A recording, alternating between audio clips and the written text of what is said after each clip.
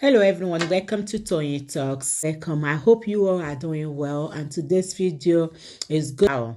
So let's get right into it. And thank you for all my subscribers. And if you are new here, thank you. And don't forget to hit on that subscribe button so that you will not miss out on our future videos. Thank you. And please, no derogatory comments. Thank you. Till I'll see you in my next video. Stay safe, stay blessed. I love you. Bye. For their own side or what? That's very bad.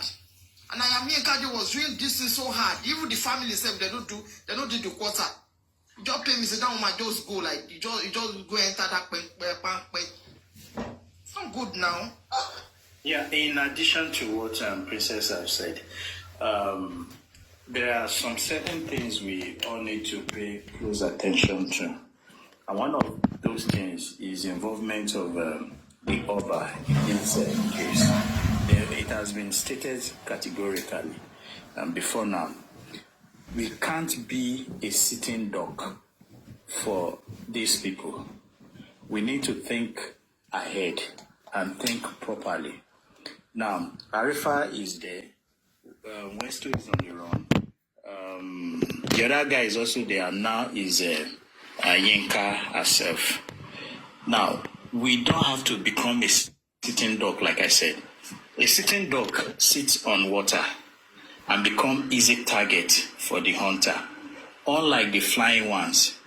And how do you go into this kind of justice without being a sitting duck? It's being violent that is happening. Okay, for the Oba, there is a petition out there that puts some certain people in a category whereby they become easy targets. We don't need to fall prey to it. Oba, as of now, is not the father of Liam. All these things, I don't know where we all got this ideology from. That we must link Oba to Liam. And then we fly with it. What we should do is to focus on what really happened in Mohbad's house. There are two incidents. The alleged fight at the show and possibly a second fight at home. These are the things we should pay attention to. If there are leads from there on leading us on to either Oba or whatever it is, it should come from within that house, not having a vague idea without single evidence to show that Oba fathered Liam and he also had an affair with Wumi. These things are not true with the evidence we have on ground and should not be propagated by anybody for now until there are evidence from within the house. Concrete evidence. Insider, wait. Sorry, Insider, sorry. I don't mean to be rude, but you're making a mistake, okay? Okay. It's not every time that you get concrete evidence. Sometimes you have to draw inference. Instances. It's not every, so what are the inferences? What are the inferences? It's not every case that you see evidence, black and white. Now, the inferences are, number one, his name was in the petition, Mohbad. Number two, on the night he died or he was killed, there was a fight in the car regarding the paternity of Liam. His name came out there again. So those are inferences. Then too, the way he sick. Now look at, it took him like 8 months to come out to yes, hold on, please, before you go. Wait, hold on. You just made an assertion without evidence. Please, hold on. No evidence. Hold on. Who mentioned the Oba's name categorically in the vehicle and who mentioned his name? Was he at the inquest or where? Nobody. You need to place names. You need to have concrete evidence before you start making vague accusations. Okay, wait. Anytime. It's not vague. Yes, Why is name? Mommy, I do like Lagos. Where's the case? Yes, I agree with you. There are so many names, and Mohbad did a petition that the Oba's name appeared in that petition. Whatsoever we will do should come within the concise of that petition. Let me say this to you. If I I shouldn't go Yes, man. The petition didn't state that Oba fathered my son. Liam.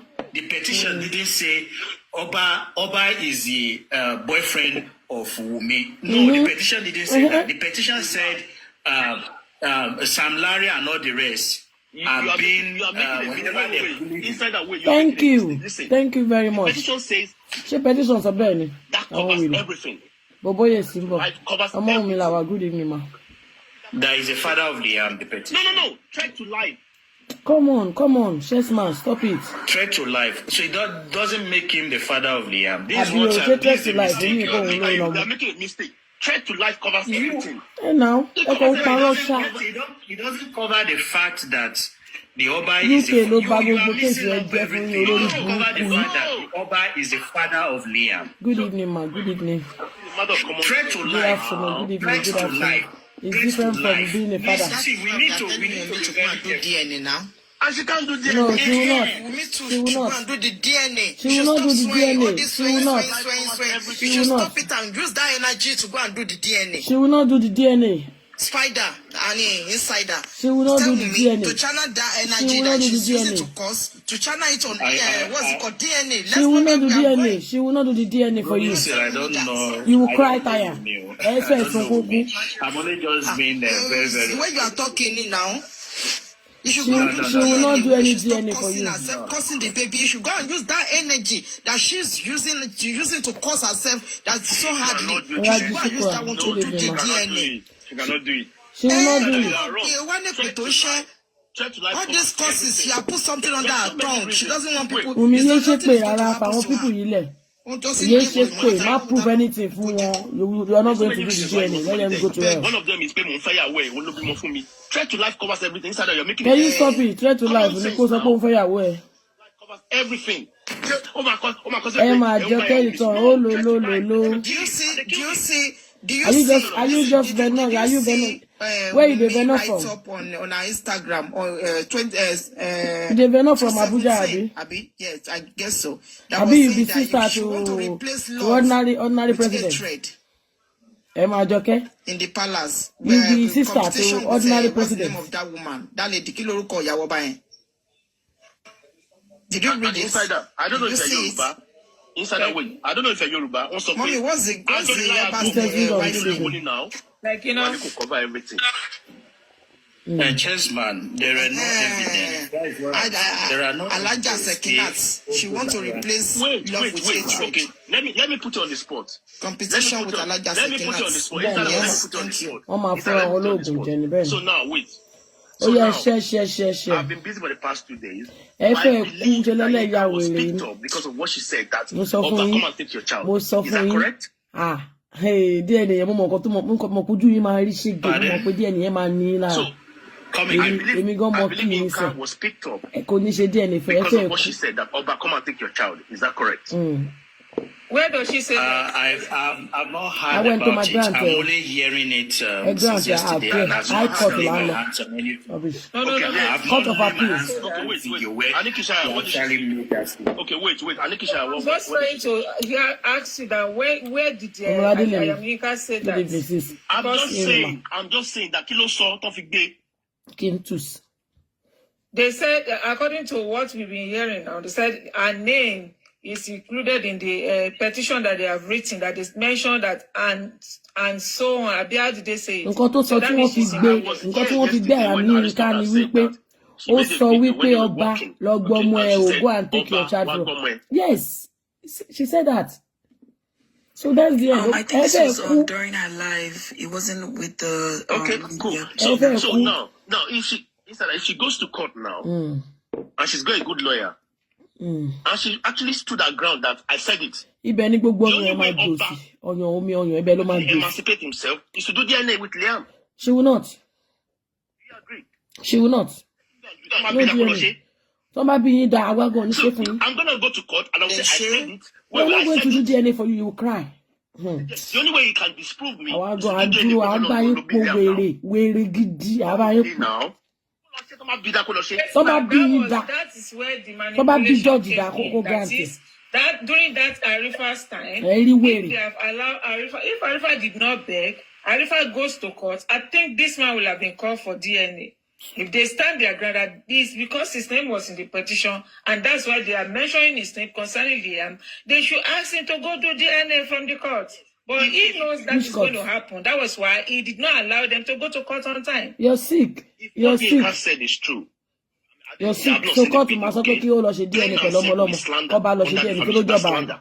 Okay, I'll go to court. And I'll say, you know what? I'm not guilty. This guy fathered Liam. The only way he can disprove me is to do DNA. Yeah, that boy, that just chess me. Boy, man, sorry, boy, man, she got my money. Chess man, I'm going to. She cannot do it. That's why she's coming out. We cannot do it. We cannot do it. We are me. We have phobia. We have phobia for DNA. Anytime I hear him, I dey go mad. No DNA. Oto no DNA. No DNA. But you're my Lola. No. Go drown tomorrow. Ẹ fẹ́ kú. Ẹ máa lulẹ̀. And she DNA for you. Yes, man, you know good though. We know and all good. this is happening. Somebody will now think that they can bobo us to be keeping public in silence. To come and bobo public that this is what happened. This is what happened. Yeah. And now they call Mr. Muyiwa. They called him. He And he later come back because they've told him, man, don't let them bite you. Ẹ wo bó ṣe pọ̀ tó ẹ wo bá ṣe mú wọn mọ́lẹ̀. Ah, Ọlọ́run. Ẹ̀yin tèmi ó yẹ show love jàre, ẹ show love. Ẹ show love. Ó yá show love fún wa Ọlọ́run. Eri pé mi mo ní ṣe ti ló di ẹnìyẹn. Eri pé mi mo start ẹ. Ó fẹ́ yà wọ́n wèrè. Èmi tí mo mọ̀ wọ́n mú. Ọlọ́run. Ó yá show some love. Ó yá show love jàre. Ṣé rí pé nígbà tí mo bẹ̀rẹ̀ DNA bí wọ́n rò bí eré ni mo ti mọ àwọn people a máa fi yà jẹ wọ́n pa. A máa fi yà jẹ wọ́n. Question and Annie has Don't worry, my dear. it's not God for your help. Can you help me out now? DNA. Why are you trying to defend him? DNA that is gbé lọ sí kò yé mi ẹ jẹ́ kí inú bí mi ẹ rí pé mo ṣe rẹ́rìn sí tí máa gbé fún ìtì ẹni gbé fún Ọmọládé lè ní ti soft máa gbé fún Ọmọládé lè Ọmọládé I will give you the access to that DNA ṣé you hear don't show it to that Ọmọlá o. Let him step down. Is that my force? Yeah. So inside the fight, you cannot see that. I will make you the signatory to that DNA in case the one bá mú mi mọ́lẹ̀. Understand that there's never a You will change the code. It's not in that petition. Okay, she come out and play. It's not even clear. As far as I'm concerned. Hello, that one you're born. Wominko My God. now. Really now, come on. It was meant to actually disclaim Wumi, not even Liam. Because by disclaiming Wumi, automatically to disclaim Liam. No, Oba will not disclaim Wumi. Kò lè disclaim Wumi. Ẹ sọ ti yín lẹ́lẹ̀ dáyín ni. We don't even know what to do. Honestly. I don't think the Oba will come out. And later now, they will not be coming. It was a mistake. Every time, Mr. Muyiwa must make mistake. My own, no. Every time he must make mistake. Later now, they will. Mr. Muyiwa is our brother. Abi, Ọmọládé lèmi. Mr. Muyiwa is our brother. Mr. Muyiwa is our brother. We know they fight Mr. Muyiwa for here. Mr. Muyiwa, we love you, okay? We love you, okay? Just say, let me someone call it. Mr. Muyiwa, you're our brother. Sending request because they want to talk for you. I'm a defending. Why are we like Defending. About that message, so that's how they are going around defending Muyiwa. Not long. The next day, Mr. Muyiwa is our uncle. I don't believe. Uncle Muyiwa, ẹ má dá wọn lóhùn. Uncle Muyiwa, ẹ má dá wọn lóhùn. Ẹ bá wa fìyà jẹ wọ́n. Ìyà tọ́ sí wọn. No, it's not a mistake. It's deliberately. Mr. Muyiwa deliberately sent that message, wrong message to her. So the first message was true. and later send the other one that you said. Mr. Muyiwa, I'm a fún yín ní position kan bíbá. Post wo lóhùn yìí kí ẹ hold, Mr. Muyiwa. We love you, okay? Mr. Muyiwa, small but mighty, on love yín ṣe ti gbọ́. Mr. Muyiwa, we love you. Just 1 minute, please. Just treasure la máa fi yín jẹ. Please, everybody. And when anytime it comes to a point where we have to give advice, you give advice. I would advise anybody staying within Ikorodu, you stay within Lagos, and you are one of the presenters or you are one of the people that talk much here. Please avoid some things that has to do with Oba. If you guys understand what I'm trying to say, avoid it for now, because honestly, the police have failed us from the beginning of this case. And they are still failing us, and they want to still fail us. What I see there in Arifa and Veron's case, you see, these people, there are people that if you write petition against them, they will go to the police and they will get released that same day. But ordinary people like Veron, Arifa, if anybody write petition against them, they will spend days there. And these people, they have these tactics. They will delay them. They won't take them to court in time. And I don't want this. You got come outside to say the lawyer strictly from Josie she money problem tó pọ̀. Ṣé mo pé Yinka yẹn ni pé Josie ló fóun go ahead láti lọ fún protest ni. Tó tún dárúkọ bá. On this Veron and Arifa's case, he was not able to answer me. He was just saying the legal team said they don't know anything about it. Because everything is with the legal team. That aside. But what I will say, if you know you stay within Lagos, and if it's not you stay in Nigeria, please caution your words. Bear to Ghana. If you know you stay in Nigeria, oh yeah, fly to Ghana. Oh. If you're cool, you better ya wèrè ni. Ẹ ò bá ṣe handcuff yín, it is sick. Hello. Ọlọ́run dàbí mo ní jọ̀gbọ̀n díẹ̀. Àbí. Ọmọlá. Ó dàbí mo ní jọ̀gbọ̀n díẹ̀ àbí. Yeah, it's like No. Is it still With cut order, no DNA. With 100 cut orders, no DNA. Is it back? At the very power. My question is concerning this lady that is coming out regarding Yinka's husband. Why is it difficult? I mean, why is it not giving out the contact for the husband so that we can get involved? And this has been like, what, 2 days now? And she's still not releasing nothing about these people. Have you been involved in Arifa's and this guy's own? Veron, have you not been involved? What have you done? You think it's about just contributing You said, money have all I the time? been involved? What have you done? You think everything is about contributing money, and you think these lawyers are doing the right thing? She's not talking about contributing money. She said whoever has details about Yinka that was arrested should make the details available so that anybody that has anything to do can swing it to her. Ọlọ́run. Fún àwọn people yìí sì ni Ọlọ́run. Bọ́n ṣe pọ̀ tó. Ẹ jẹ́ kí n sọ ọkọ̀ fún yín. Ṣé rí Múyìwá tí gbogbo wọn ń drag yẹn? Ẹ ṣì máa rí o. Múyìwá tí gbogbo wọn ń drag yẹn, Josie ló ń ṣiṣẹ́ yẹn. Ṣé rí Josie ó ní èké lára, ó ní àbòsí, ó lékè. Ẹ mọ èké ọkùnrin. Ẹ jẹ́ kí n reduce volume. Ṣé rí Múyìwá tí gbogbo wọn ń drag yẹn, Josie máa ń ṣàbòsí. Ó máa sọ fáwọn speakers kọ̀ọ̀kan bẹ́ẹ̀ ni pé Múyìwá ò try. Òun ló ń tú ẹ̀ under the bus, tó ń tú ẹ̀ under the bus lábẹ́lẹ̀. Wọ́n máa frustrate Múyìwá tó jẹ́ pé ìjọ́ tó wọ́n máa tẹ̀ sí Josie lójú. Ẹ rí Josie, òun ló instigate àwọn people yẹn lọ́ndàjì. Bẹ́ẹ̀ ni pé Múyìwá ò ṣe nǹkan kan. Ó wà kan ní ẹ̀rẹ̀. Iṣẹ́ Josie lẹ́ẹ̀rí yìí o. Gbogbo Múyìwá tẹ̀ ń gbọ́ káàkiri Josie ló ṣe lọ́ndàjì. Tó bá ti pele di Harris, á pretend bí ẹni pọ́n ti fìyà jẹ, Nobody's here with me now. Don't leave me. Oh. I'm just here by myself. Don't leave me. Tó bá ti pele a ṣe bẹ́ẹ̀, tó bá ti pele bẹ́ẹ̀ ni pé mi wá try. Bó ṣe ń ṣe ni. He offered Arifa to go and meet some group of lawyers.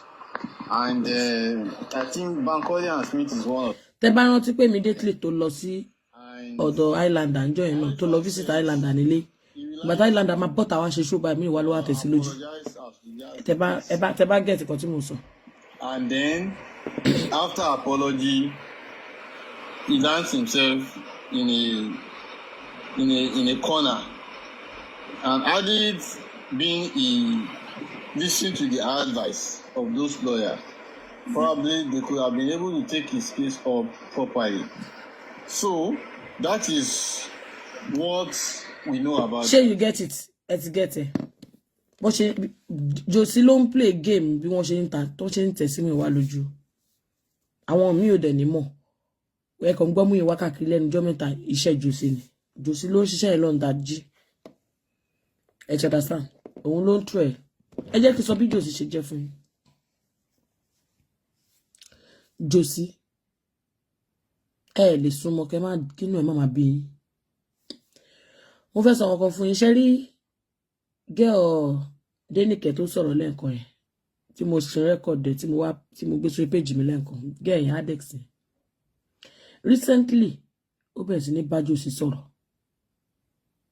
ṣé ń gbọ́ recently ló ẹ̀ṣẹ̀ ní contact Josie ló ẹ̀ṣẹ̀ bẹ̀rẹ̀ sí ní bá Josie sọ̀rọ̀ ṣe rí bó ṣe ń bá Josie sọ̀rọ̀ ó ti rí pé kò wá straightforward. Ìgbà tó bẹ̀rẹ̀ sí bá Josie sọ̀rọ̀ ìgbà yẹn lẹ rí felege ṣe rí gbà kan máa ń ṣe show láàárọ̀ lọ́sàn lálẹ́ fún Wùnmí tẹ́ bá rántí láàárọ̀ lọ́sàn Wùnmí kíní kan a máa bú Wùnmí gan kò tí ì máa bá Josie sọ̀rọ̀ ńgbà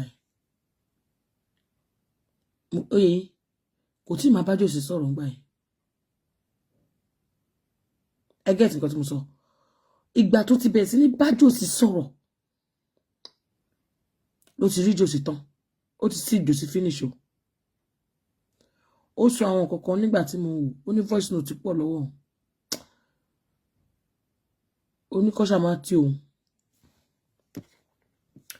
ìgbà tó bẹ̀rẹ̀ sí ní bá Josie sọ̀rọ̀ ló ní confidence burúkú tó ní against àtìgbà tó ti bá Josie sọ̀rọ̀ ló ti ní confidence àti máa bú Josie sọ̀rọ̀ sí Josie anyhow ó ti rí tán ṣé àwọn tó support Josie wọn tí bá Josie sọ̀rọ̀ rí tó bá ti bẹ̀rẹ̀ sí bá Josie sọ̀rọ̀ dáadáa ẹ rí wọn bó ṣe máa ṣe. Please press the love button ṣé nǹkan tí mo sọ ti yé yín.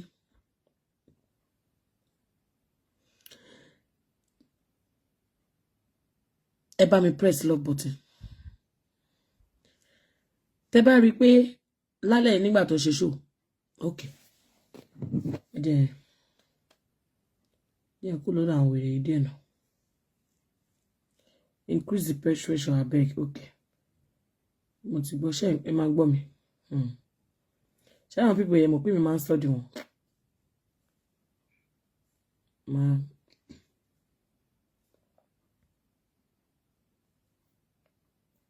mo fẹ́ kẹ́ gbọ́ nǹkan kan ni o okay etí mo gbé síta lẹ́ẹ̀kan lẹ gbọ́ ẹ máa gbọ́ ẹ jẹ́ kí n bẹ̀rẹ̀ láti bí mi post eléyìí ẹ máa gbọ́. àwọn eléyìí ó dàbí pé nǹkan ẹ̀mí ti wà ń bẹ̀. Mr. Muiwa is anti-justice. Let us call a spade a spade. The family Mr. Muiwa is still insisting. ṣe gbọ́ ó ní the way tí wọ́n ṣe ó nígbà tóun pè wọ́n the way tóun ṣe ń bá wọn sọ̀rọ̀ òun ti rí pé nǹkan mi ti wà ń bẹ̀ ó ti gbà tó ti èmi mọ time tó bẹ́ẹ̀ sí ní bá Josie sọ̀rọ̀ kò tí pẹ́ ìgbà kan báyìí tẹ́rí pé ó máa ń ṣe show ó máa ṣe pé fún mi ó máa bú Wùnmí gan Wùnmí tẹ́ bá lọ sórí platform ẹ̀ sìn tẹ́ bá wo gbogbo show tó máa ń ṣe sìn tẹ́ bá rí platform ẹ̀ sìn ṣé mọ̀ pé ìgbà kan máa ń gbé fọ́tò Wùnmí sórí page ẹ̀ gan back to back tẹ́ bá lọ sórí platform ẹ̀ sìn ẹ̀ rí pé ó ti reduce ìgbà tó ti ń bá Josie sọ̀rọ̀ ó náà ti rí pé àwọn kankan wà tí ò make sense mo sọ fún yín. Aneye ni say, good evening or good afternoon, my sis. Ẹ ti understand? Ìgbà tí ó ti bá Josie sọ̀rọ̀, tẹ́ bá lọ sórí platform ẹ̀, ẹ má lè mọ̀ ìgbà tó ti bẹ̀ sí ní bá Josi sọ̀rọ̀ nígbà kankan tí ò mọ̀ kankan nípa Josi Wunmi fọ́tò Wunmi ló máa ń gbé sórí page àti Liam every time ṣé nígbà tó ti bẹ̀ sí bá Josi sọ̀rọ̀ tó ti gba nọ́mbà ẹ̀ ní ọ̀dọ̀ àwọn Papiano tó ti gba nọ́mbà tó ti bẹ̀ sí bá Josi sọ̀rọ̀ ó ti rí Josi pé no àṣé nǹkan tí mo ṣe yìí kò make sense but ṣe rí most of them wọ́n ti rí àwọn kankan wọ́n nítorí káwọn èèyàn má bàa come for them àti nítorí àwọn àti justice ni wọ́n ṣe ń pa mọ́ra. Please press the love button for me. That we should be fighting the government. Àwọn tó dẹ̀ ń bá government ìjà tó ń pe government síta wọ́n kó wọn sínú jágàmù ẹ̀dẹ̀ ń tì wá sínú iná ẹ̀yẹ èèyàn ẹ̀dẹ̀ in love blindly. Yes, mo pè wọ́n after yẹn èmi àti wọ́n sọ̀rọ̀ èmi àti wọ́n ṣe sọ̀rọ̀ last week gbogbo ibi pẹlẹbẹ tí ọ̀bẹ ń fi lélẹ̀ ibì kan náà ni they are not looking for justice. Tí bàbá lọ́ba bá jẹ́ abiyamọ gidi tó ń wá tòótọ́ justice fọmọ ẹ̀ when as long as tíjọ́ pé woman yẹn pè yín kó tó bọ́ síta ó yẹ ká ẹ ti bọ́ síta kẹ́ ti ké gbàjarì ó yẹ ká ti rí yín ní TVC ó yẹ ká ti rí yín ní QH radio tẹ́ máa ń lọ ó yẹ ká ti rí yín ní àwọn ibi tẹ́ ti máa lọ ṣe interview yín tí mo bá yé máa ti gbóhùn yín. Ẹ bá mi ṣe fídíò yẹn jù. Ẹ má hùwà ìkà o èmi ò pè yín síta ṣùgbọ́n mo fi ọ̀rọ̀ yín lé wọn. Sisi Dúpẹ́ good evening ma ẹ kálẹ́ ma please share this video gbogbo yẹn bá mi gbọ́ lè share button share rí lady mo máa analyse ẹ fún yín lálẹ́. A fi gbogbo ẹ̀ lọ́lọ́run lọ́wọ́ tó bá jẹ́ pé gbogbo owó wa gbogbo wàhálà wa ìdààmú wa látòṣù mẹ́sàn-án bẹ́ẹ̀ ṣe fẹ́ ṣe nìyẹn Ọlọ́run á ṣèdájọ́. But the reason why I am out tonight is because of I am Yinka. That woman has done a lot. She has done a lot. Okay. She has sacrificed a lot. Èèyàn tó lọ́mọ oṣù mẹ́fà lọ́wọ́ tó mú yàn. Ẹ̀yin náà ẹ pera yín lábíamọ. Ẹ wo bó ṣe rí. Ṣé ọyàn yẹn gan ẹ lọ́wọ́ bí ọmú ẹ̀ ṣe máa. Ọmọ oṣù 5 ni Liam nígbà tí gbogbo yín bẹ̀rẹ̀ sí ní bully ẹ̀ tẹ́ ń bú Wunmi. Ẹ mọ̀ pé Wunmi gan fọmọ lọ́yàn àbí. Ọlọ́run sọ pé mò ń bọ̀ wá báwo ló ṣe máa ń sọ pé èrè mi sì ń bẹ pẹ̀lú mi òun máa fi fóníkálukú pẹ̀lú iṣẹ́ ọwọ́ ẹ̀. Nígbà tí wọ́n ń bully Liam tó ń bully Wunmi ọmọ oṣù 5 ni Wunmi ní Liam lọ́wọ́ Wunmi tí Wunmi náà ń breastfeed. Gẹ́lẹ́ nǹkan tó ṣe fún Wunmi ìwọ I am Yinka òun gangan ló padà wá sọ́dọ̀ ẹ̀ yìí tí wọ́n náà lọ́mọ oṣù 6 tó gbé sílẹ̀ tó ń kérora nínú ibi tán tiẹ̀ mọ́ tí ọmọ ò rí ibi tọ́mọ ẹ̀ wà tọ́mọ ò rí ibi tó wà. Ọmọ oṣù 5 ni Liam Wunmi ń breastfeed ẹ̀. Ní ìgbà tí ẹ̀ ń bully Wunmi tẹ́ ń bully Liam ọmọ tí ẹ̀ ń sìn tó ní contact pẹ̀lú ẹ níbi tí wọ́n tì ẹ́ mọ́ wọ́n wá ròyìn bó ṣe ń ké bí bébì ń bẹ̀ tó ń ké tọ́nà ẹ̀ ti sick wá sick ó yẹ kí wọ́n náà mọ bí náà ṣe ń rí lára ẹ̀ ń sìn ṣó ti rí bó ṣe ń rí I am Yinka I hope you change your way I hope you turn a new leaf tó bá bọ́ta ń bẹ̀ wọ́n náà ti máa rí wọn tán o bẹ́ẹ̀ ni ká máa. Ti wú sí wọn ló sick kí lẹ́nu bí yóò ṣe sick lọ́spítù because kò rí ẹni tó máa fa ọmú yẹn kò sí nǹkan tó fẹ́ fi fa ọmú yẹn jáde. Ẹ gbé machine fún kó máa fa ọmú ẹ gbé machine fún ẹ fi Wunmi sínú ṣú yín tọkọ kú mọ́ lọ́wọ́ tó gbọ́mọ oṣù 5 dání tó dẹ̀ ń breastfeed ọmọ nígbà tó kù bíi 2 weeks kọ́mọ yẹn pọ́dún kan ló stop ọyàn yẹn o àtó kù bíi 2 weeks kọ́mọ yẹn pọ́dún kan òun ló stop láti máa breastfeed ẹ. Excuse me. Tó dìgbà tí ọmú yẹn bá di ikọ̀ ẹ̀mí mọ̀ wúmà yẹn ní ara kí tó mọ̀ kó yẹ kí bàbá kí gbàjarì. Ìka ní Mr. Joseph Aloba mo fi gbogbo ẹnu mi sọ. Mr. Mi wá tó wá sọ pé káwa máa bọ́ síta pé gọ́fìmẹ̀tì ló yẹ ká bájà. Ẹ̀yin tó yẹ kẹ́ fún wa ní kọ́kọ́rọ́ agbára tá a máa fi bá gọ́fìmẹ̀tì jà. Ẹ mú kọ́kọ́rọ́ ẹ̀ jù sápò ẹ wá ní káwa lọ máa bá gọ́fìmẹ̀tì jà. I have told you several times Mr. Joseph Aloba is not looking for justice. Now you are saying it, Abi. Mo ti sọ fún yín many times. Ní ìgbà tí Mohbad kú tó yẹ kí iná máa ṣẹ́ lára òbí tó mọ irú ọmọ bẹ́ẹ̀ ń jala rẹ̀. Girlfriend ni bàbá Mohbad ń wà. Ṣé bí ẹ fẹ́ tí yín gbọ́? Erékéré ni bàbá Mohbad ń bóbìnrin ṣe. ní ìsìnlẹ̀ ìṣẹ̀mọ̀ pé kò wá justice láti sọ fún yín ti pẹ́ mo tún sọ fún yín pé kò wá justice owó nìkan ló nídìí lọ́wọ́ yín kẹ́ ẹ dá owó ni bàbá Mohbad wá ní justice gbogbo petition tẹ́ ẹ̀ sọ pé kó kọ ṣé kò yẹ kó kọ petition fún Wùnmí ṣé kò yẹ kó kọ petition fún Mohbad ṣé kò yẹ kó kọ petition fún gbogbo wọn yẹn òun gan mọ̀ pé tí òun bá kọ petition tó bá máa bounce back orí òun ló máa bounce mi wọ́n tó bá fẹ́ báyọ̀ jà òun mọ bẹ́ẹ̀ nìyẹn náà ṣe fẹ́ bẹ́ẹ̀ jà ó ń gá ìdá rẹ̀ ni tí máa lọ kọ petition fún Mohbad tí Wùnmí bá lọ dá padà fún mi báwo mo ṣe fẹ́ rówó GoFundMe náà òun ń gá ìdá rẹ̀ ni òun àti mú ìwà ọmọ nǹkan tó ń ṣe wọ́n ń gba yín wọ́n ń lò yín ni wọn ò dẹ̀ ràn yín ọba àkọjú ìbọn sí yín jò sí òràn yín ẹ̀yin lẹ lẹ́kọ̀ọ́ ẹ̀yin ni wọn kọ́ nílé yín ẹ̀yin ni wọn kọ́ nílé yín tí ẹ lè fi justice sílẹ̀ fún ìjọba kó wá justice àdúrà gan fi justice sílẹ̀ fún ìjọba àtọwọ́ Ọlọ́run ni blessing gan ó fi justice sílẹ̀ fún ìjọba àtọwọ́ Ọlọ́run ni báwọn tí ń ṣe jẹ́ ẹ̀yin lẹ lẹ́kọ̀ọ́ lẹ lọ́pọlọ ní ọjọ́ orí yín nígbà tí Mohbad lówó ṣé kìí ṣàdúrà ló ná fún ṣé kìí ṣe blessing ló ná fún ṣé jòsí òsì sórí bẹ́ẹ̀dì ẹ̀ báyìí tí wọ́n bá tẹ́yìn bá lẹ́kọ̀ọ́ lé ẹ bọ́ sí títí ẹ máa ṣe yàmàyàmá báwo lẹ ṣe fẹ́ rí justice tí ò ṣe pé ọ̀dọ̀ ọlọ́pàá ló máa gbà tó kọjá ìjọba ní authority ló máa ṣe wá justice fún wa torí pé àìrí bí lọ́yìn ilé ti dá ìmí ọmọ ẹ ti lọ sílé ọkọ ó wá kórí burúkú dá wà sínú ilé ẹ wá ń join group lórí burúkú kiri ìmí àwọn ọkọ ẹ ti lọ kò sí ìgbò kankan mọ́ ìmí ọmọ ẹ ti lọ sẹ́wọ̀n kò sí nǹkan kan mọ́ lẹ wá fi orí social media yìí tẹ wá fi kérò jọ tẹ wá ń sọ pé ń wá justice kí ló ń jẹ́ justice gangan nǹkan tó bá sọnù lọ́wọ́ èèyàn lèèyàn ń wá ṣé justice sọnù ni torí ẹ̀ tẹ́ bá bí mi Tọ́lá ní are you for justice mo ní no kò sí nǹkan tó ń jẹ́ bẹ́ẹ̀ èèyàn kí ń wá nǹkan tí ò sọnù ṣé ọlọ́pàá ti gbé nǹkan kan wá fún wa ni pé ókè o báyìí ni o tá a dẹ̀ bá bẹ́ẹ̀ tá a máa torí ẹ̀jà tẹ́yìn bá jọmọ tó lẹ́kọ̀ọ́ ẹ ní máa wo àwọn ọmọ yín kẹ́ máa throw one under the bus because as far as I'm concerned ẹ ń disrespect àwọn ọmọ tẹ́ bí tó bá ní ọmọ ẹ lè wàá respect ọmọ ẹ o ò ní bọ́ síta kó máa ṣẹlẹ́yà kó máa ṣẹ̀sìn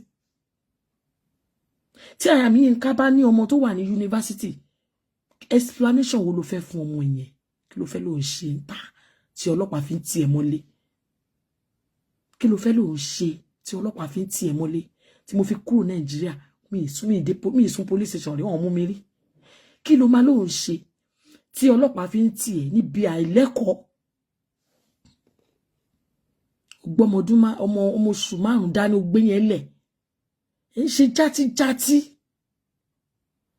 nígbà tó lọ ṣe protest yẹn tó bá jẹ́ ìbọn stray bullet ẹ̀ mọ́ bí tó ti wá tó kó bá ẹ láyà ọmọ ẹ̀ á dọmọ tí ò níyà wọ́n á do lórí burúkú because tó bá lọ kúkú òfò kò sẹ́ni ọ̀kọ̀ọ̀kan tó lè bẹ ẹ wo ọmọ ẹ̀ tó dàbí títí ẹ lórí nǹkan tí ò ṣe nǹkan bí àwọn ọjọ́ sí ò ṣe ní wo kọ̀ọ̀kan tí wọ́n fi ní address ọ̀rọ̀ yín nìyẹn ẹ fọpọlọ sí nǹkan tẹ́ ń ṣe ẹ̀yin àgbàlagbà ẹ̀yin obìnrin especially tẹ̀yin tẹ́ jóbìnrin àti ẹ̀gbọ́n pé àwọn boys yẹn wọ́n wá nǹkan tó fẹ́ jẹ ìwọ tó gbọ́kọ sílé kọ́kọ́ ẹ má ro oúnjẹ jẹ kó jẹ́ pé pure water ló fún ẹ mu o ò lè gbà bẹ́ẹ̀ kó respect rárá ẹ kó respect ọkọ ẹ tó bá jẹ́ pé mi lọ́kọ ẹ ni bó ṣe ń kúrò láti police station yẹn máa kọ ẹ lẹ́ni mo hate obìnrin tí orí ẹ ò pé mo hate obìnrin tó rí ẹ ò pé kó jẹ́ mi lọ́kọ ẹ bó ṣe ń kúrò police station yẹn ẹ wá gbá ẹrù ẹlẹ́nu ọ̀nà ni kó so kọ́kọ́ sí tàbí ọmọ ọjọ́ mẹ́jọ ó likely kó jẹ́ pọ́kọ́ ẹ ò lè sọ̀rọ̀ ẹnu ẹ̀ tán bẹ́yẹn tí wọ́n máa ṣe chatija ọkọ̀ ẹ á lọ bí iṣẹ́ wà tọ́nà sí kámẹ́rà wà máa ṣe yíyẹ for justice I will look for justice with all my heart I will look for justice with all my brain how can you look for justice ṣé ìyá Mohbad gan wá justice fún ẹlú brain yẹn wọ́n fi justice sílẹ̀ fún ìjọba wọ́n dẹ̀ fi Ọlọ́run wọ́n dẹ̀ ń pe Ọlọ́run pé bó bá ṣe jẹ́ kọ́lọ́run kó tọ̀nà kíní yìí fún wa gbogbo ètò lọ ṣe tó lọ fàyà rọ tó lọ ká tó lọ fi àyà rọ̀bọ̀n tó bá pé bọ́n lọ fẹ́ gbèsè láyà bó ṣe ní mọ̀ pé àwọn kan ń ṣọ́ ẹ nìyẹn ṣé jòsí tó bí ọmọ ẹ̀ tẹ́ bá ní kó wá front nǹkan tẹ́ lọ ṣe ìjọ lè bá yín ṣe sórí yín ò pé ni ẹ̀yin obìnrin kóbìnrin má ní làákàyè ẹ̀ tiẹ̀ kí n wò pé gbogbo ìwà tẹ́ bá ń wù láyè ọwọ́ ọmọ yín òun la ọmọ yín máa mú adli ni ọmọ fi máa mú wa bàbá wọn adli jàti tóbìnrin bá ń ṣe làwọn ọmọ ẹ̀ máa mú kí ọkọ ẹ̀ decent kú àwọn ọmọ yẹn ò ní mú wa ọkọ ẹ̀ tó decent ìwà orí burúkú tó ń wù lóbìnrin ni àwọn ọmọ ẹ̀ máa mú most of the time you stay with your children àwa obìnrin là look after ọmọ it's not about what you tell your children it's about what your children see you doing. It's about what your children see you doing. My boss is like, my she chatty. On wa show ẹnu television tó ń kọ́wọ́ sókè justice we shall see the army is not Mohbad can tọmọ ẹ bá rí kí ló fẹ́ ṣàlàyé fún pé ó ń ṣe. Wàá sọ pé you are popular abi? I am popular Mr. Really? Okay, ó ti wá yíwọ́ nìyẹn. Ó wá so police station láti jọ́ tó ti lọ kọ́wọ́ sókè tó ń pariwo justice we shall get, justice we shall see. Ṣó gba justice lọ́wọ́ ẹni tó ń wá. Because téèyàn bá máa campaign fún nǹkan à ń campaign fún nǹkan tá à ń wá tá à rí ó yàtọ̀ sí nǹkan tí gọ́ọ̀mẹ̀ntì ti solve problem tí gọ́ọ̀mẹ̀ntì ti solve tán ti gbé result sí ní lọ́wọ́ if you are not okay with the result go to court kò ṣe kẹ́ máa constitute ní ká máa ṣe rádaràda especially obìnrin you can talk behind your keyboard má jẹ́ kó jù bẹ́ẹ̀ lọ wo ọ̀rọ̀ sọ àwọn ọmọ tó bí wàá kọ́ rí pé ó ṣe àwọn ọmọ ń ṣe jàgídíjàgan ọmọ ẹ̀ lọ́wọ́ ni ẹ wo bí UK ṣe ń ṣe báwo ni UK ṣe fẹ́ bí ọmọ tọmọ ẹ̀ ò ní ṣe tọmọ ẹ̀ ò ní end up sẹ́wọ̀n ẹ wo bó ṣe rí yẹn gangan ta ló báwo lẹ ṣe rò kó lè rí sọmọ bí UK ṣe wà yẹn bẹ́ẹ̀ ṣe ń wò báwo ni ò ṣe ní rí báwo ló ṣe lè rí sọmọ because bó ṣe wà yẹn tó bá ń bọ́ ọmọ wí mo máa gé ọmọ yẹn jẹ ni bó ṣe wà yẹn ó máa gé ọmọ jẹ nínú ilé ni tó máa ṣọmọ léṣe báwo lẹ ṣe rò pé ó lè lọ́mọ kan tó fẹ́ decent no tí wọ́n ìyá ọba ti decent ọmọ ẹ̀ ò lè ìwà tó ń wù lọ́mọ ẹ̀ ń wù obìnrin gbọ́dọ̀ dúró ní dúró pé no wọn gbọ́dọ̀ máa bá mi bàkú bá wọn nígbà tí bá ẹ wí ò disrespect ọkọ ẹ bí ọkọ ẹ ń wà àti jà àti mu tí ò mọ àwọn tó wà lórí social media rẹ wàá bọ́ síta wọn ṣe rádaràda ọkọ ẹ wá dẹni tó lọ ń tẹ́wọ́ á lọ máa bá gbogbo èèyàn àwọn èèyàn máa fi pa ní police station bínibíni most of you sadness wà nù life yìí boredom ló ń ṣe yín ẹ wá bitter because tí o bá ti ṣe nǹkan tí o ra tó máa bitter ni tó bá ti ṣe nǹkan tí ò ráì tó rí result ó máa bitter ni bí gbogbo yín ṣe ń ṣe játijàti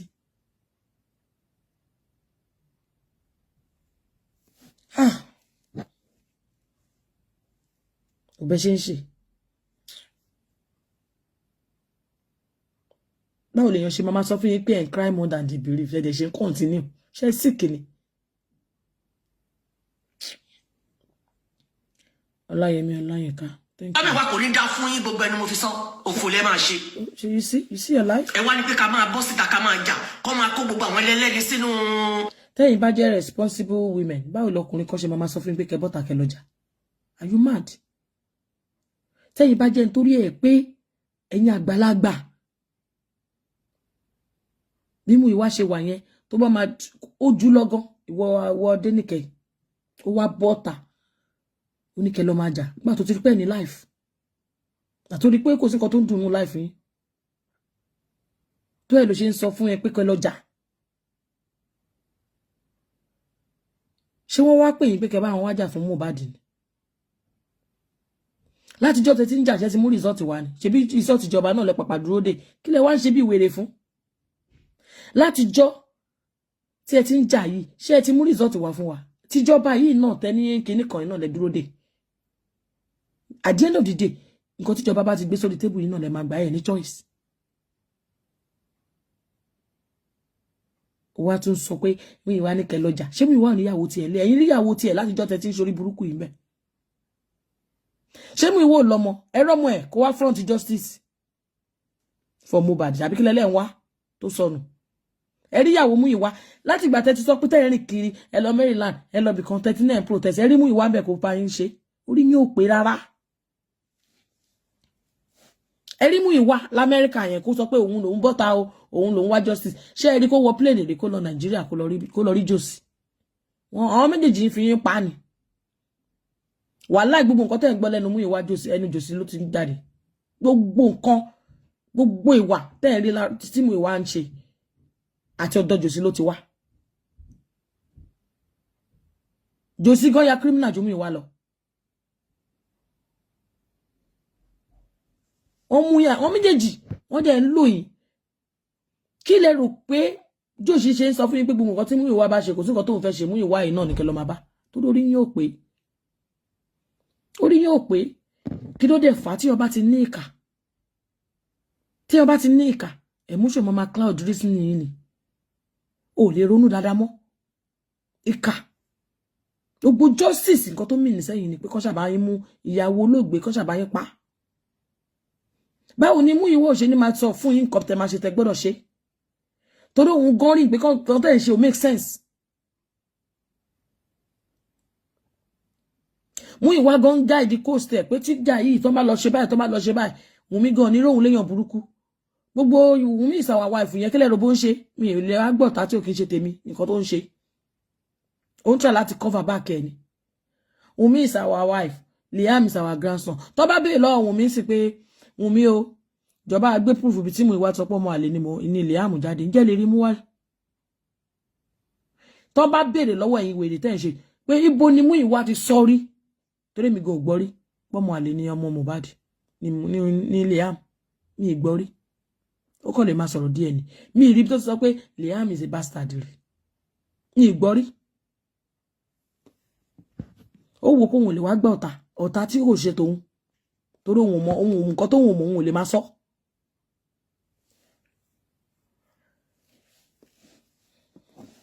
ṣùgbọ́n ẹ̀yin ẹ ṣe játi bí ọmọ tí ò níran tẹ́ ẹ bá tiẹ̀ lẹ́bi tẹ́ ẹ bá lẹ́gbọ̀n torí most of you làwọn ẹ̀gbọ́n àwọn àbúrò yín ti kọ̀ yín sílẹ̀ níbi pé mo burú tẹ́ ń ṣe orí burúkú tẹ́ ń ṣe orí burúkú ayé bàjẹ́ tẹ́ ń ṣe bá ọmọ yín kọ́ ẹ̀ ní respect fáwọn ẹ̀ ní respect fáwọn justice tẹ́lẹ̀ ń wá kiri ìwọ tó ń sọ̀rọ̀ ìgọ̀gọ̀gọ̀gọ̀ sí wọ́n ní bàbá mẹ́rin ló lọ́mọ fún ètò ìtọ́nà bímọ fún láti wọ́n ní pé ọmọ tó máa ń lùlù fún ẹ̀mí àlùkò ló bí fún gbogbo àwọn èèyàn máa gbọ́mọ lọ́wọ́ tí ẹ ò wá justice kó lọ sọ pé káwọn èèyàn bẹ́ẹ̀ gbógun tì torí mo ti sọ fún yín ẹni tó bá bímọ tíyàn bá bímọ fún tíyàn jọ pinlẹ̀ ọmọ tẹjọ́ ń romance ara yín tẹjọ́ ń kiss ara yín tẹ́ ń jẹ́tẹ̀ ara yín tẹ́ ẹ̀ ń bára yín sùn tó ń yàtà tó bá fún ẹ lóyún tó bá gbọ́mọ lọ́wọ́ ẹ kò sí díìsì tó fi bọ́ sórí social media kó wá ṣe ṣòfin gbogbo bí gbogbo yín ṣe mọ̀ ọ́rọ̀ sọ tẹ́ ẹ gbó lẹ́nu yìí ó yẹ kẹ́ bọ́ síta ni because shitting náà ń pè yẹn shitting òun ni wọ́n ń pè kí wà tí yanjọ́ lágrímẹ́ǹtì pé ó fẹ́ ṣé ẹ̀rí Ṣàkírà tó gbé PK lọ sí kóòtù ni tó sọ pé ó shit òun ni ó shit ọ̀nà òun nígbà táwọn ń date that is it despite the fact pé wọ́n bímọ fún àwọn àbí wọ́n dẹ̀ bímọ dẹ̀ ní ní ti rántí but ó ní pé PK ń shit òun nígbà táwọn ń date wọ́n bímọ fún àwọn náà ó dàbẹ̀ ó ní PK ó shit ẹ̀yin jókòó ẹ bímọ ẹgbẹ́ dání fún yàn àkọ́kọ́ ìkejì ìkẹta ìkẹrin gbogbo wọn gbọmọ lọ́wọ́ yín ẹ dẹ̀ jẹ́ káwọn ọkùnrin yẹn máa work freely ẹ dẹ̀ lẹ́yìn wá justice fún ẹlòmí wèrè ní justice tẹ́yìn gan nídìí ó pọ̀ ju tiẹ̀ tẹ́ ń wá fún josi gan lọ àwọn olórí burúkú ọmọ òfò báwo ni Múyìwá ṣe ń sọ̀rọ̀ sí níbẹ̀ yẹn ẹ̀yin imagine kó jẹ́ pé mi náà bá yín ṣe justice for Mohbad tí mo join bàbá wa tí mo support Josi so gbogbo yín ilé mi àti yín máa jọ máa ṣe báyìí má kò máa pa kí bá Tọ́lá ní báwo ló ṣe bá rẹ̀ níbi tó wà yìí ẹ ò bẹ ṣe ń rorí náà so nínú àkọ́ máa pe Múyìwá ni Múyìwá máa sọ fún mi pé Tọ́lá ní wá lọ jà o àbí lọ jà o màmá pe bàbá Múyìwá brother Múyìwá uncle Múyìwá ní Múyìwá ọmọ 47 years wá rán gbogbo yín sí títì ètò dùn mí jù ní tọmọ gẹ́ ọmọ burúkú olórí burúkú Àyìnká yẹn àbí kí ló lọ aya mi Yínká tó tẹ̀ ti rí ti Veron tó ti rí ti ele gbogbo wọn ṣé kò yẹ kó sáfúlà la fẹ́ mi ẹ pé wọn gbọ́dọ̀ bá mi ń bì.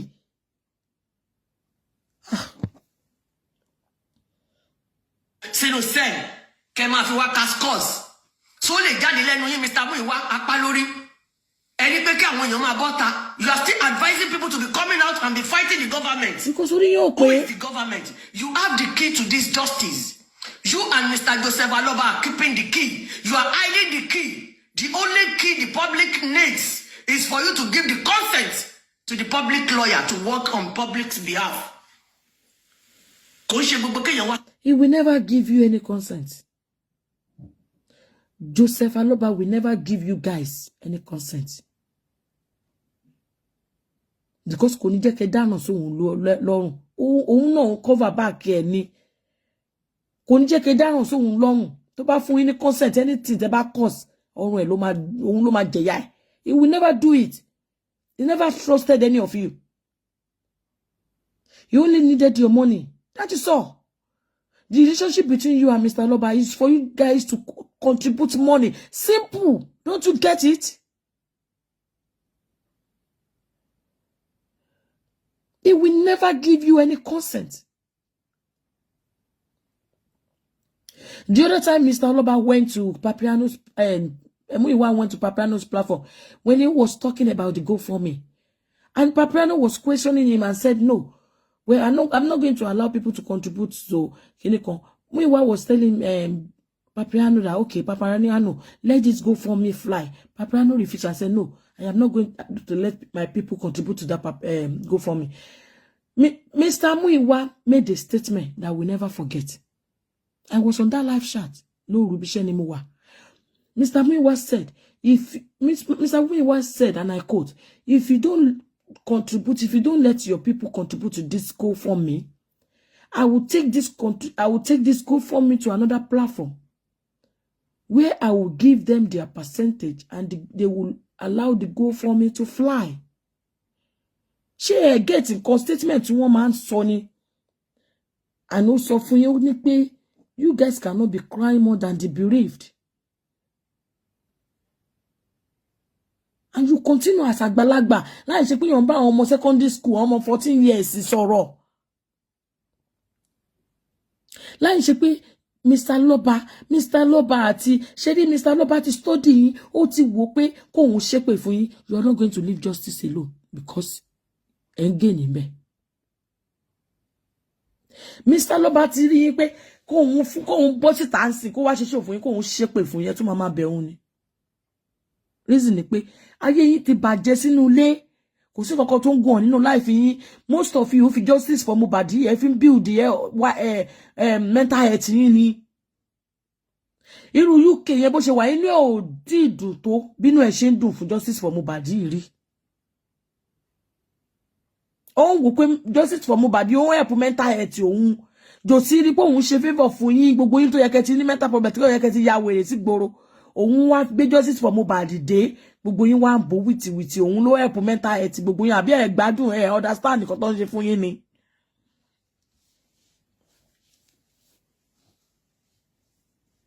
Please press the love button for me. Ẹ bá mi press love button kẹ́ bá mi share video. Mr. Loba, Joseph àti Muyiwa wọ́n jókòó wọ́n ti sọ̀rọ̀ yín. Wọ́n ti analyze yín. Pé bí ó tutọ́ sí yín lójú ẹ lè fi justice for Mohbad sílẹ̀. Òun ṣe yín lóore ni. Ìmí ó yẹ kí mi ti yaṣọ mọ́ rẹ̀ lọ́rùn. Ìmí ó yẹ kó wà ní mosque. Ó yẹ kí mi wà ní Bethlehem nínú yín. Bethlehem Royal Hospital.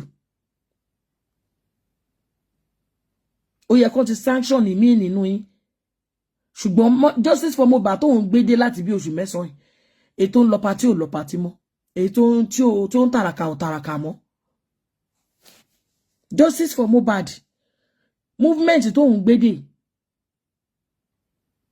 Èyí tó ń lọ party kò lọ mọ́. Èyí tó ń lọ church ò lọ mọ́. Èyí tó yẹ kó ti wà lé under ops kó wà lórí observation kò sí ń bẹ̀ mọ́.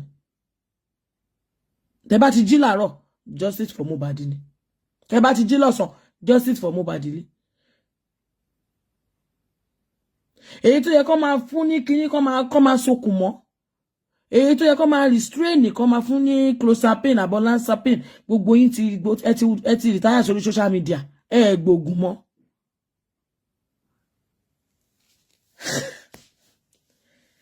Ẹ wá ní pé Josie ó ṣe bẹ̀bẹ̀ nù life yín. Òun ló ṣe yín lóore, òun ló ṣe fín favor wèrè ní yín ni.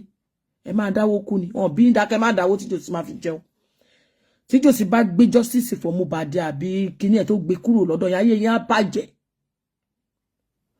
Ṣé ẹ rí pé tó dẹ̀ ní gbogbo yín ṣe ń pariwo, ẹ má jẹ́ kó sí Mohbad o, ẹ má jẹ́ kó sí ọmọ yẹn o, tó bá sí kí ni ẹ máa ṣe?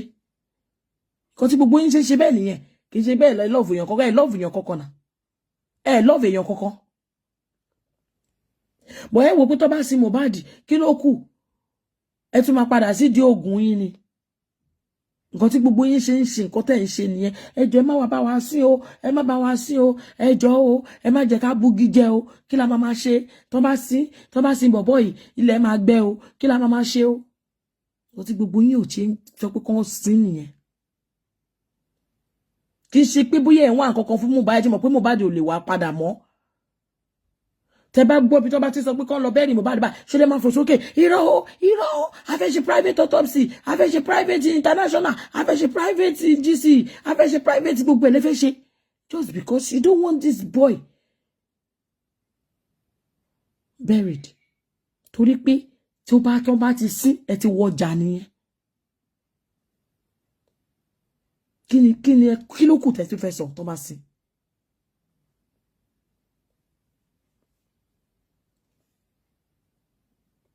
Josie àti Múyìwá, they are the key. Àwọn gogo ló ní key life yín lọ́wọ́, not the key to justice for Mohbad. They have your case, the keys to your life. Wọ́n tì yín bó ṣe wọ́n ti bí yín kú.